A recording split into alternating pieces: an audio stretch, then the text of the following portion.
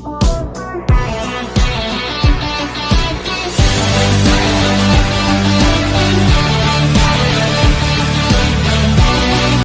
guys, and welcome back to Movies That Matter with the Viking, and today I want to talk about some Star Wars content in regards to Hayden Christensen coming back to play Anakin Skywalker in the Obi-Wan Kenobi Disney Plus series. These are some reports and rumors that have been circulating, especially last night, that Anakin Skywalker could be returning to the Star Wars universe. And what do I think of this? I think it's absolutely brilliant that Hayden will get another crack at the whip per se. He gets a lot of shit from internet trolls about his portrayal in the prequels, but in the last few years there's been a lot of love towards the prequels and a lot of appreciation towards what George Lucas was trying to do, and a lot of people have turned their head and kind of have said that the prequels aren't as bad as they're made out to be.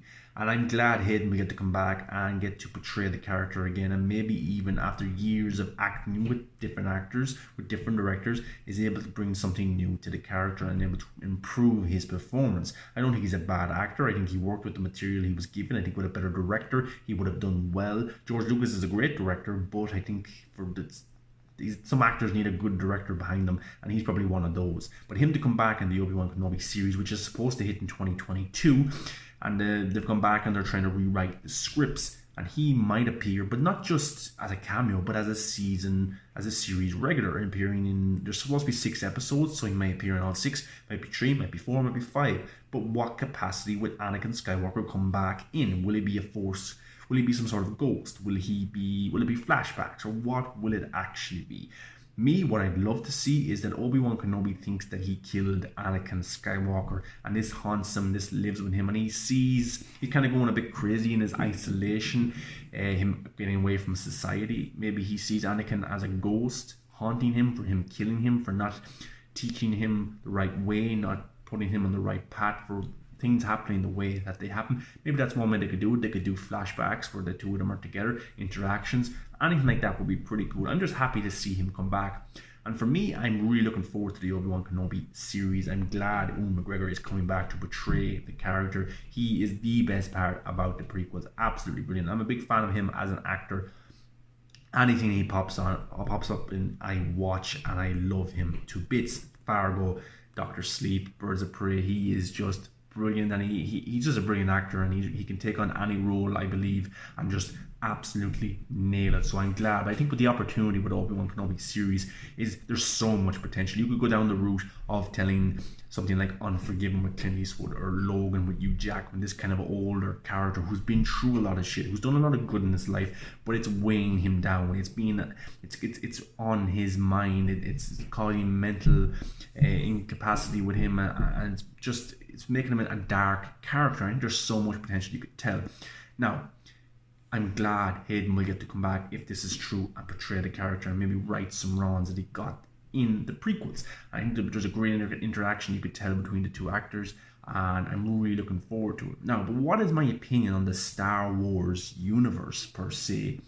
Well, for me, I'm not a diehard Star Wars fan. I'm not as passionate about it as I would be with DC content or superhero shows or anything like that.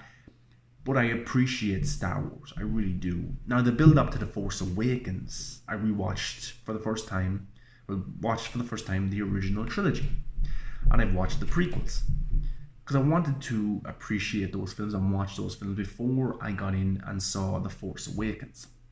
Now, what's my opinion? I'm not a diehard Star Wars fan, but I appreciate the films that have been made. But I don't get annoyed by certain ideas or different decisions that Disney have made, that George Lucas has made, that Jon Favreau has made with their incarnations of these characters and these stories. For me, not being a diehard fan kind of makes me enjoy and appreciate things a little bit more, because I'm not so uptight about sticking to the original trilogy or making this canon or that canon. I just go into the story, into the film, and try and enjoy and try and see what the director has done. Now, am I a fan of the Disney trilogy, Force Awakens, The Last Jedi, and Rise of Skywalker? I'll say that I enjoy those films. Force Awakens is probably the best made film of the 3. The Last Jedi has got some great action scenes in it, and it was great seeing Luke Skywalker come back. And then The Rise of Skywalker I thought was okay. It's a 2-hour movie that flies by very quickly. Or is it 2.5 hours? It flies by very quickly. The pacing of that film is very, very fast. I think there's a lot of side stories in the trilogy that I'm just not interested in. Stuff with Poe, Finn, it's some stuff I don't like.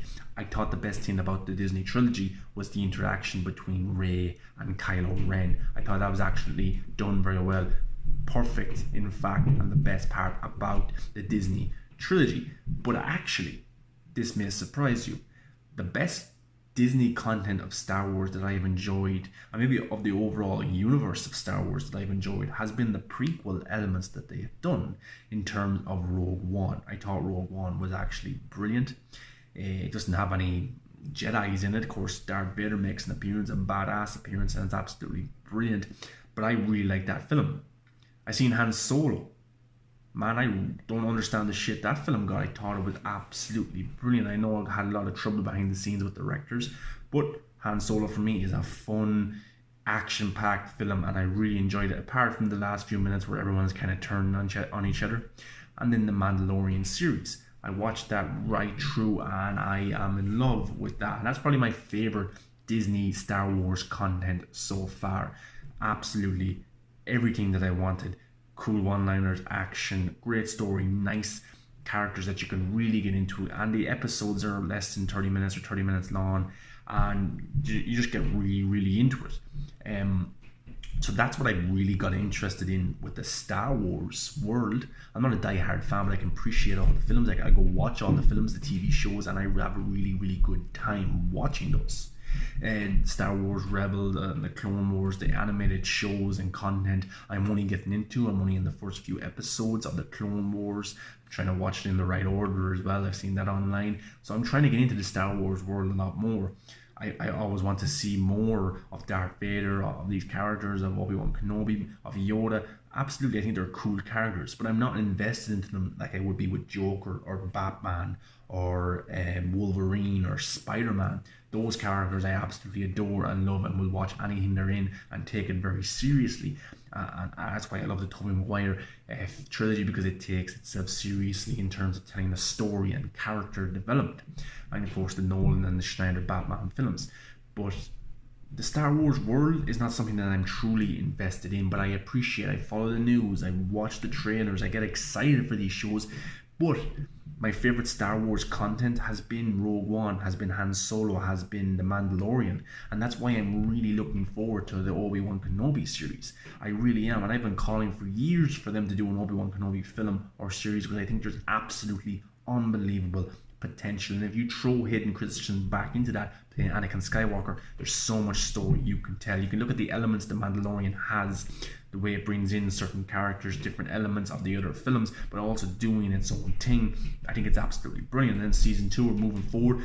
Talks of Boba Fett might make an appearance, or other characters from the games or from the TV animated shows will come into it, which is absolutely brilliant. I want to expand my knowledge of the Star Wars lore. I really, really do. I've seen all the films, but I don't know the cryptic or the in-depth world of the Star Wars universe. I just know the films and the TV shows I've watched, but I want to learn more about these characters. I want to get invested, and it's up to Disney to get me invested, to get me interested in these characters. The original trilogy I watched, absolutely brilliant.